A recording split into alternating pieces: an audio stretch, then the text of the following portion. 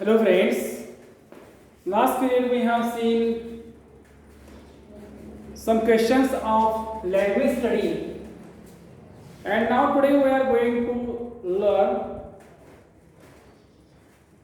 next question of language study, that means the question number first.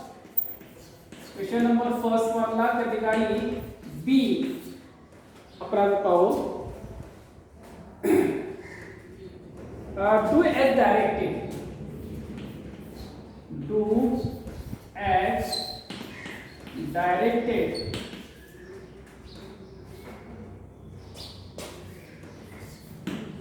Do as directed.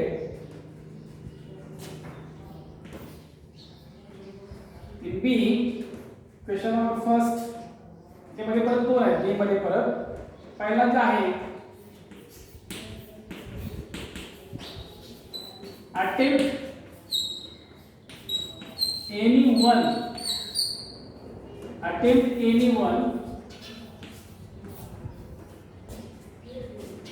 there are two questions in a first question म्हणजे या पहिल्या प्रश्नामध्ये बी त्या बी मधला परत जो पहिला प्रश्न there are two questions in B and there are also two sub questions in a question number first. या पायमध्ये परत नंतर दोन उपआकडे आहेत त्याच्यामधला ए आपण वापर. Make meaningful sentence. Make meaningful sentence. Make a meaningful sentence by using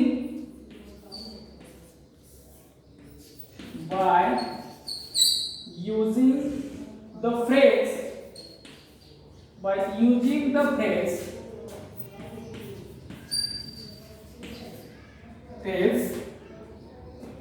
बघा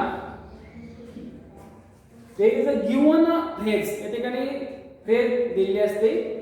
मेक अ मीनिंगफुल सेंटेन्स एक अर्थपूर्ण वाक्य बनवायचं आहे पण by using the given phrase. या ठिकाणी दिलेली जी फ्रेज आहे त्याची कुठली फ्रेज बघा. To look for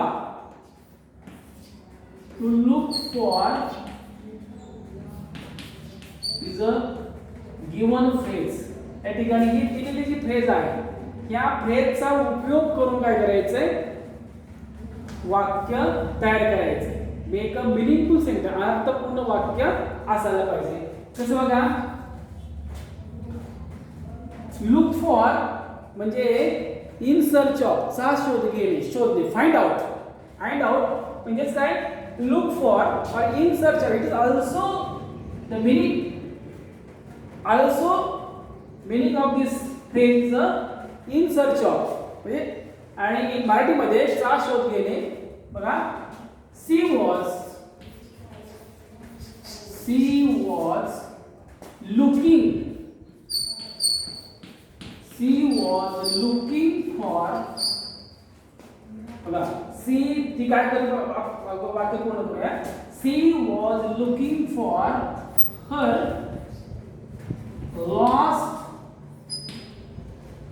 lost book. ठीक आहे म्हणजे तिचा हरवलेलं पुस्तक तिचे हरवलेले पुस्तक त्या पुस्तकाचा शोध घेत होती. लुक फॉरचा अर्थ शोध घेणे परंतु लुकिंग म्हणजे काय आपण असं करू शकतो. याच्यामध्ये लुक फॉर असेल तर त्याच्यामध्ये आयएनजी प्रत्यय किंवा त्याच्यामध्ये पास्ट टेन्स करून आपण त्या ठिकाणी बदल करू शकतो. फक्त महत्वाची फ्रेज कुठली त्याच्यामध्ये लुक फॉर आलं पाहिजे तर लुकिंग फॉर आलं लुक फॉर आलं तर चालेल. म्हणजे बघा की she was looking for her lost book म्हणजे ती तिचं हरवलेल्या पुस्तकाचा शोध घेत होती. आता दुसरे एक आपल्याला आपण फ्रेज घेऊ शकतो. ते बघा suppose is a phrase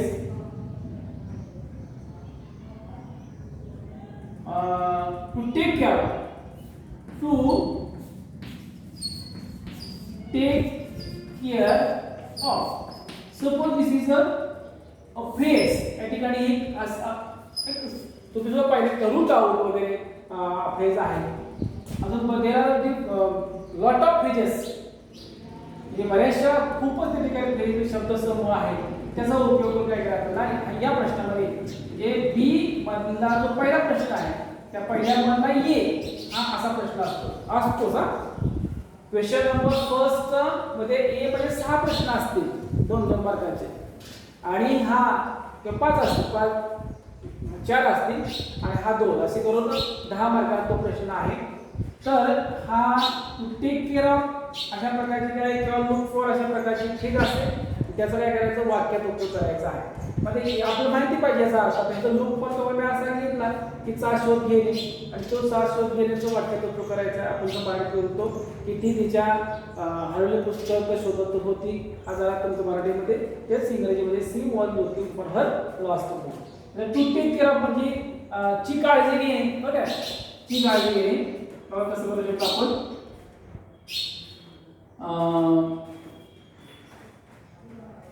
parents म्हणजे पालक त्याच्यामध्ये आई वडील कोणी आहे. Parents take care of parent take care of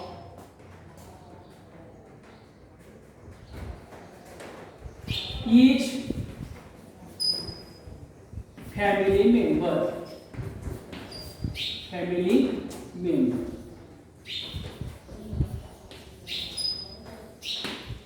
प्रत्येक कुटुंबातील सदस्याची बघा ईच म्हणजे प्रत्येक आहे ना.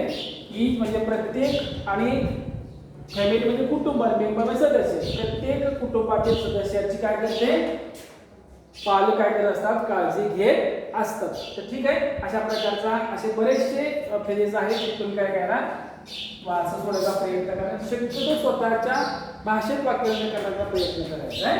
ठीक आहे पुढचा आपण हा ये प्रश्न आता बी बघूया याच्यामध्ये. आणि याच्यामध्ये ए आणि बी दोन्ही मधला ए घ्यायचा. अटेम्प्ट ए ने म्हणलेलं आहे म्हणजे या ठिकाणी हा जो ए आहे या ए लाच और काय आहे बी आहे. ए और बी म्हणजे ए सोडवलं तर बी सोडवायची काही गरज नाही.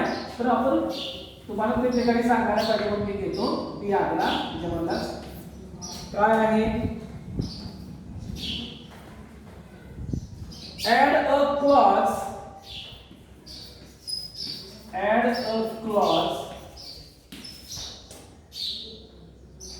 clause to expand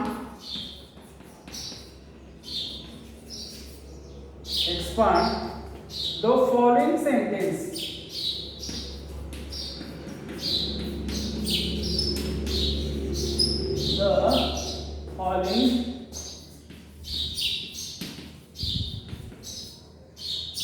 Sentence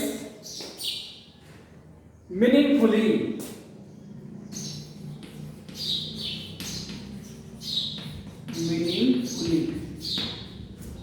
वाक्य दिलं बघा.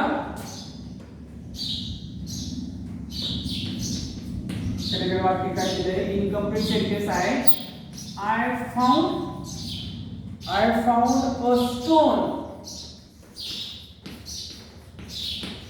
काय म्हणले ऍड अ क्लॉज. हे वाक्य काय करायचंय क्लॉज जोडून त्या ठिकाणी. क्लॉज म्हणजे काय थोडक्यात उपवाक्य ते जोड शब्दाने जोडायचे. कुठले कुठले जोड शब्द असतात दॅट इफ ॲज किंवा डब्ल्यूएच शब्द व्हॉट वेन व्हिच वगैरे. आणि काय करायचं expand the following sentence meaningfully. आणि त्या वाक्याचं काय करायचं आहे विस्तार करून त्या ठिकाणी अर्थपूर्ण वाक्य बनवायचं आहे. त्या ठिकाणी कसं आहे a found a stone which was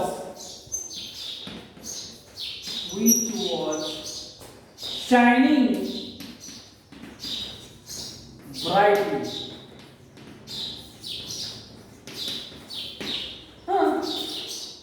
found a stone एक मला एक दगड सापडला कसा which की तो किती was shining brightly ते तेजस्वीपणे चकाकत होता.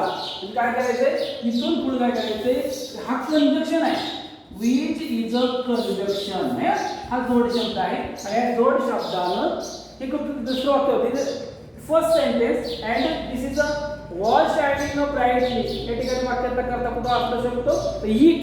ईट म्हणजे काय, त्या स्टोन बद्दल आपण सम वापरलं ईट.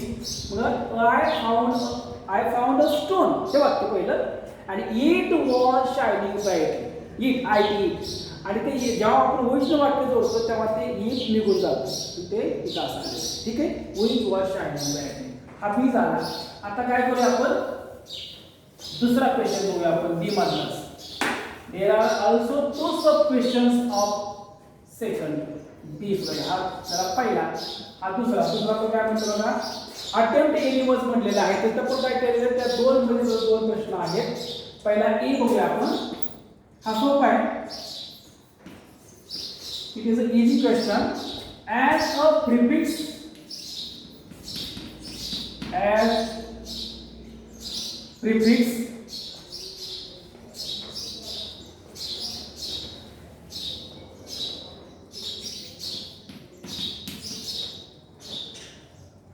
prefix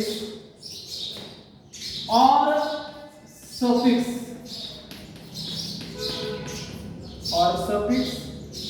to make new words.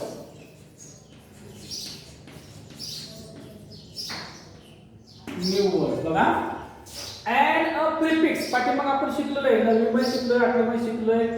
and a prefix म्हणजे आद्याक्षर वर्ण. दिलेल्या जो गिवन वर्ड आहे, जो दिलेला जो शब्द आहे त्याला आद्याक्षर जोडायचे आहे म्हणजे प्रिफिक्स. आणि सफिक्स म्हणजे अंत्याक्षर. अंत्याक्षरे म्हणजे दिलेल्या शब्दाला गिवन वर्ड्स जॉइन आफ्टरवर्ड्स. म्हणजे दिलेल्या शब्दाला नंतर वाक्य जोडायचे, शब्द जोडायचे, त्यानंतर अंत्याक्षर. आणि काय करायचंय ते तयार करायचे अंत्याक्षर.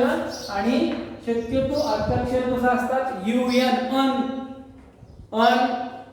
बघा शक्यतो हे जे असतात ते ने वाक्य जोडतो आपण, किंवा DIS ने वाक्य जोडतो आपण, किंवा IR ने वाक्य जोडतो, किंवा IN ने वाक्य जोडतो. म्हणजे वाक्य नाही शब्दाच्या अगोदर आपण हॅपी असते, unhappy, advantage, disadvantage, regular, irregular, correct, incorrect अशा प्रकारे त्याच्या अगोदर प्रत्यय जोडतो. आणि सफिक्स म्हणजे काय की त्याच्यानंतर स्वारो SORROW तर सारो फुल ने होती, किंवा अरेंज ARRANGE अरेंज चला ABNT अरेंजमेंट. म्हणजे हे अशा प्रकारचे प्रत्यय असतात. TION SION FUL are the suffix. हे आपण सफिक्स करतो. बघा उदाहरण काय केले बघा. नंबर 1 इथं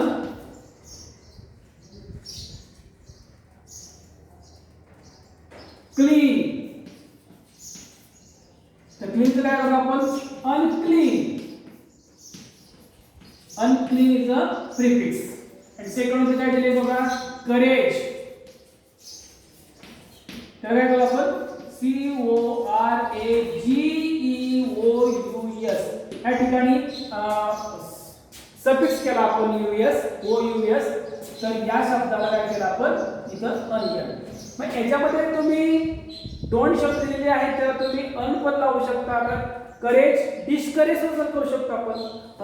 क्लीन अनक्लीन, करेज डिस्करेज पण चालेल, किंवा करेजेस म्हणजे इथं सफिक्स केले तरी चालेल. तुम्ही काय सांगितलं ॲड अ प्रिफिक्स वर सफिक्स म्हटलेलं आहे. त्यामुळे पहिला प्रिफिक्स दुसरा सफिक्स करा असं काय नाही. दोन्ही प्रिफिक्स करू शकता, दोन्ही सफिक्स करू शकता. तुम्हाला जर ते करेक्ट वाटत असेल तर तुम्ही ते पूर्ण करायचे. तर दुसरा प्रश्न बघूया आपण. त्याच्यामधला बी आला. Make a meaningful sentence. Make a meaningful sentence. Make a meaningful sentence using any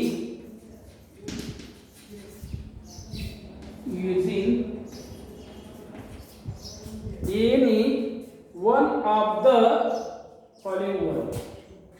any one of the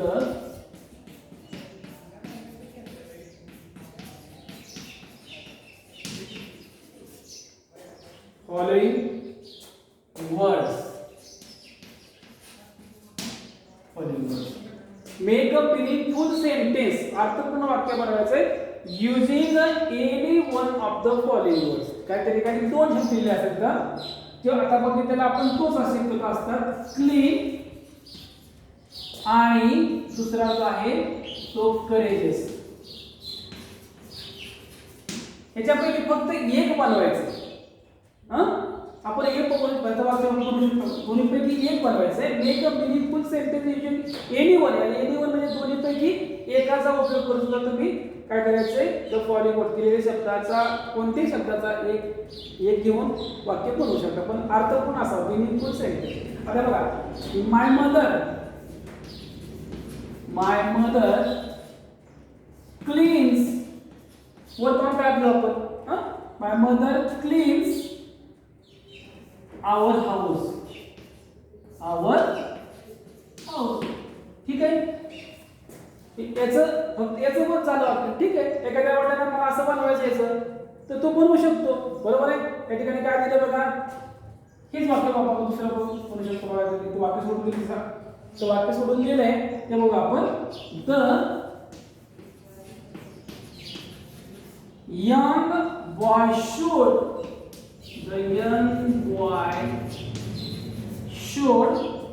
a great courage. A great courage to face the danger. To face the danger.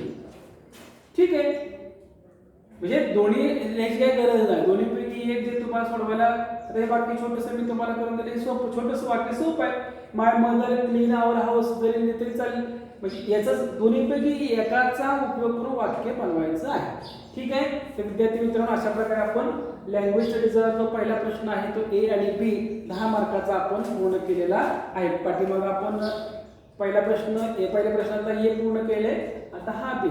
ठीक आहे. या ठिकाणी आपण थांबूया.